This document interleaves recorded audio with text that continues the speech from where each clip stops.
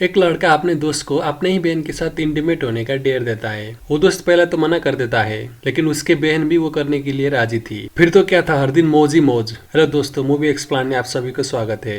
आज मैं the dreamers नाम का मूवी लेके आया हूँ। ये मूवी देखने के बाद आप अपने आप को रोक नहीं पाओगे। तो फिर चलिए मूवी का एक्सप्लेनेशन शुरू करते हैं। मूवी की शुरुआत में मैथ्यू नाम के एक लड़का को दिखाया जाता है। वो अमेरिका से अपने स्टडी के लिए पेरिस गया होता है। उसे मूवी देखने का बहुत बड़ा शौक था, इसलिए वो कभी भी कोई भी मूवी नहीं छोड़ता था, सभी मूवी देखता था। इसलिए उसे मूवी के बारे में बहुत कुछ पता था।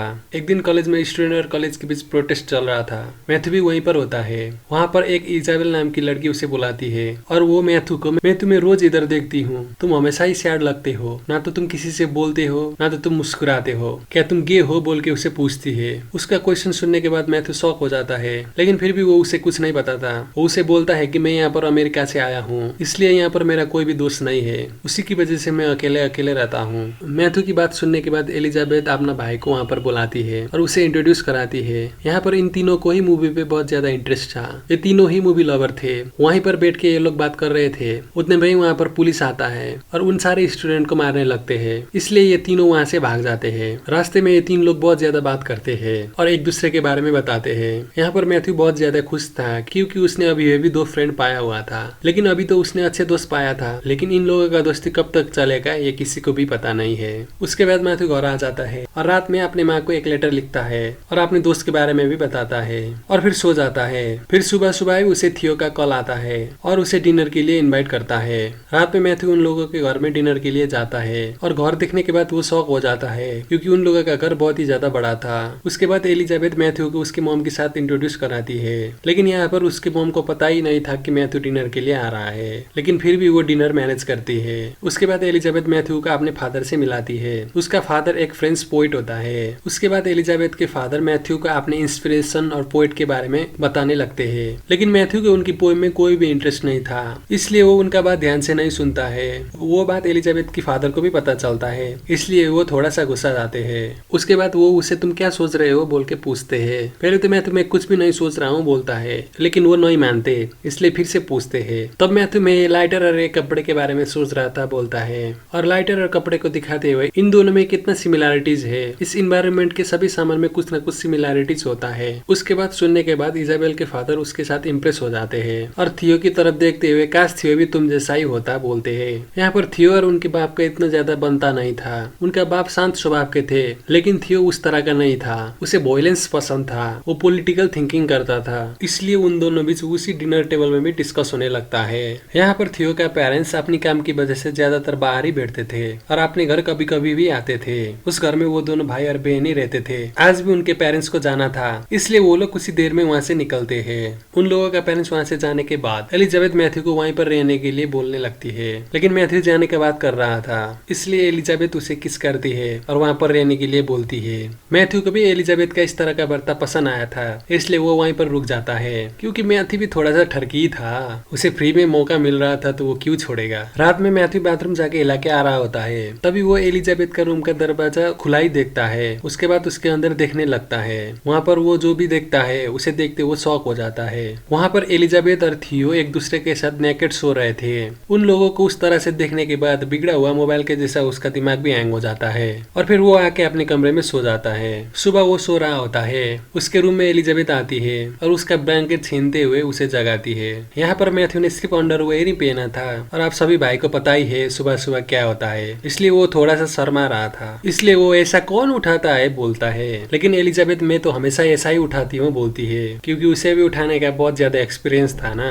लेकिन मैथ्यू को ये सब बहुत ज्यादा ऑकवर्ड लग रहा था, इसलिए वो बाथरूम जाता है। एलिजाबेथ की उसके पीछे पीछे आती है और वो मैथ्यू का लिप्स देखने लगती है। मुझे तुम्हारा लिप्स बहुत ज्यादा पसंद आया बोल के उसके लिप्स में लिपस्टिक लगाने लगती है, लेकिन मैथ्यू शर्मा जाता है और वहाँ से जाने लगता है। उतने में ही थियो वहाँ पर आता है और पूरी तरह नंगा पुंगा होके वहीं पर नहाने लगता है और वो मैथ्यू को अब हमारा पेरेंट्स 1 महीने के लिए जा चुके हैं, इसलिए 1 महीने के लिए तुम यहीं पर बैठो बोलता है। वहीं पर मैथ्यू, हम लोगों का दोस्ती हुआ सिर्फ 2 ही दिन हुआ है और तुम लोग मुझे इतने दिन के लिए इनवाइट कर रहे हो, तुम लोग मुझे अच्छे से जानते भी नहीं हो बोलता है। तभी थियो, हम तुम्हें जान पाए इसलिए तो इनवाइट कर रहे हैं बोलता है। उसके बाद मैथ्यू एलिजाबेथ को अगर मैं यहाँ पर रहा तो तुम्हें कोई प्रॉब्लम नहीं होगा करके एलिजाबेथ को पूछता है। वहाँ पर एलिजाबेथ ये सब मेरा ही तो प्लान था बोलती है, यानी कि ये दोनों भाई बहन उसे वहीं पर रखना चाहते थे। पता नहीं गाइस वो लोग क्या करना चाहते थे, वो सब आगे पता चलेगा।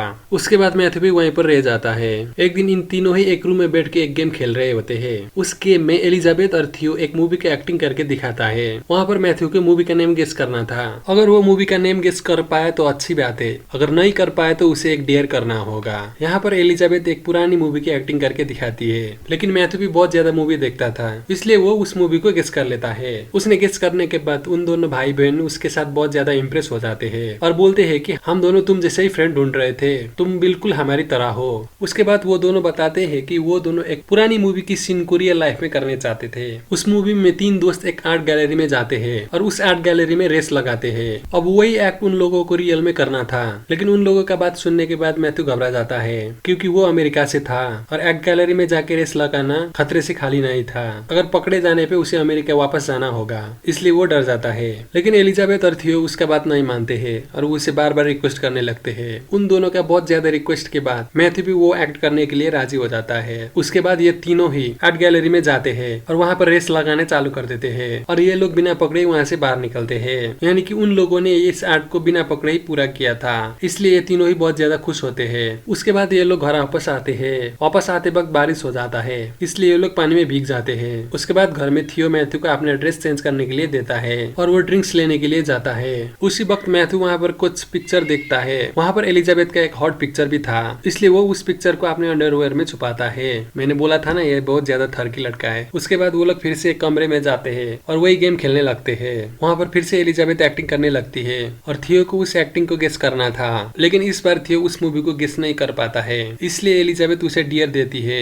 लेकिन ऐसा डियर कोई भी बहन अपने भाई को नहीं दे सकती है, लेकिन वो देती है। वो अपने भाई को उसका छोटा राजकुमार को हिला हिला कर शांत करने के लिए बोलती है, लेकिन थियो उसके बात सुनने के बाद शॉक नहीं होता। वो उसकी बात को नॉर्मली लेता है और एक फोटो को देखते हुए मास्टरबेट करने लगता है। उसके बाद अगले दिन थियो मैथ्यू को लेके एक रेस्टोरेंट में जाता है। उसके बाद मैथ्यू थियो से मेरी भी दो बहनें हैं, लेकिन मेरे बहनें कभी भी मुझे उनके सामने मास्टरबेट करने के लिए नहीं बोलती है। मैंने तुम दोनों को नेकेड सोते हुए देखा है, क्या तुम मुझे बता सकते हो तुम दोनों भाई बहन के बीच में किस तरह का रिलेशन है? उसके बाद थियो मुस्कुराते हुए, हम दोनों ट्विंस है और जब हम दोनों का बर्थ हुआ था हम दोनों का बॉडी एक ही था, इसीलिए अभी हमारा शरीर तो अलग हुआ है, हमारा बिहेवियर और माइंड एक ही है, इसलिए हमें कोई भी फर्क नहीं पड़ता। उसके बाद सुनने के बाद ये लोग फिर से घर जाते हैं और फिर से एक दिन इन तीनों ही गेम खेल रहे थे। वहाँ पर थियो फिर से एक एक्टिंग करता है, लेकिन एलिजाबेथ और मैथ्यू उस फिल्म को गेस नहीं कर पाते हैं, इसलिए इन दोनों को डेयर करना होगा। इसलिए थियो उन दोनों को उनके ही सामने घबाव करने के डेयर देता है। कोई ऐसा भी डेयर देता है क्या?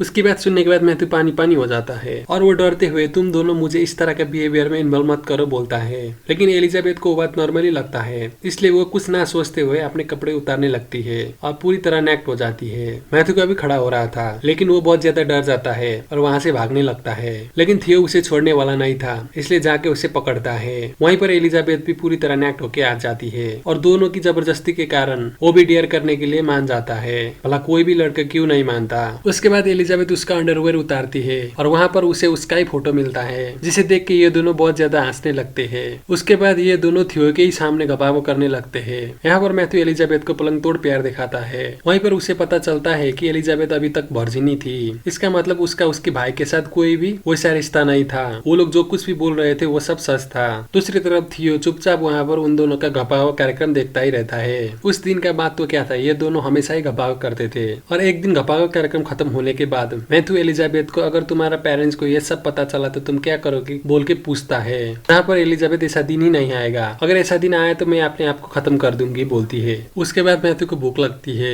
इसलिए वो खाना लेने के लिए किचन में जाता है और खाना लेकर रूम में फिर से आता है। वहाँ पर एलिजाबेथ और थियो सो रहे थे। वहाँ पर मैथ्यू थियो को तुम दोनों के बीच में इतने ज्यादा प्यार है, तुम दोनों की रिलेशन इतना ज्यादा अच्छा है, फिर भी तुम दोनों ने मुझे तुम्हारा पार्ट बनाया बोलता है। वहाँ पर थियो साफ साफ उसका बात को मना कर देता है और बोलता है कि वो और एलिजाबेथ एक है, उन दोनों के बीच में कोई भी नहीं आ सकता। थियो का बात उसे अजीब लगता है, लेकिन फिर भी वो कुछ नहीं बोलता और वहीं पर सो जाता है। दूसरी तरफ थियो को भी मैथ्यू और एलिजाबेथ नजीक हुआ देखकर जेलस होने लगता है और एक दिन ये तीनों लोग ही बाथरूम में नहा रहे होते हैं। वहीं पर थियो और मैथ्यू के बीच में डिबेट चालू होता है। वहाँ पर थियो बोलता है कि अमेरिकन बहुत ज्यादा क्रूर होते हैं, वो लोग वियतनाम में लड़ाई कर रहे हैं जहाँ पर वो लोग महिला और बच्चे को भी मारते हैं, बहुत ज्यादा तड़पाते हैं बोलता है। वहीं पर मैथ्यू सभी अमेरिकन वैसे नहीं होते, हमारे देश का कंडीशन अच्छा नहीं था, इसलिए मैं अपना स्टडी कंप्लीट करने के लिए यहाँ पर आया हूँ, बोलता है। इन दोनों का डिबेट बढ़ता ही जाता है, इसीलिए एलिजाबेथ वहाँ पर आती है और इन दोनों को ही शांत बनाती है। उसके बाद थियो मैथ्यू को, तुम बोलते थे कि तुम हम दोनों को ही प्यार करते हो, इसका तुम्हारे पास कोई प्रूफ है, बोलता है। उसके बाद मैथ्यू प्यार का क्या प्रूफ होता है, किस तरह का प्रूफ तुम्हें चाहिए, बोलता है। उसके बाद एलिजाबेथ में और थियो मिलकर तुम्हारा प्राइवेट पार्ट साफ करना चाहते हैं, बोलती है। उसके बाद सुनने के बाद मैथ्यू शॉक्ड हो जाता है और गुस्सा होकर वो दोनों को, तुम लोग जो भी कर रहे हो सब गलत है, तुम दोनों का सिर्फ शरीर ही बड़ा है, लेकिन तुम दोनों का दिमाग अब भी बच्चा की तरह है। तुम दोनों एक दूसरे के साथ नेकेड सोते हो, नेकेड खाते हो, एक दूसरे के साथ नेकेड नहाते हो, ये सब कुछ एक बच्चा को ही शूट करता है, तुम लोगों को नहीं, बोलता है। उसके बाद एलिजाबेथ को, तुम्हें तो कुछ भी पता नहीं है, तुमने कभी भी बॉयफ्रेंड बनाया है, तुम कभी भी डेटिंग पे गई हो, तुम तो वही करती हो जो तुम्हें थियो कहता है। उसके बाद सुनने के बाद एलिजाबेथ भी शॉक्ड हो जाती है और बोलती है कि मैं अभी तक थियो को छोड़ के कहीं भी नहीं गई हूँ।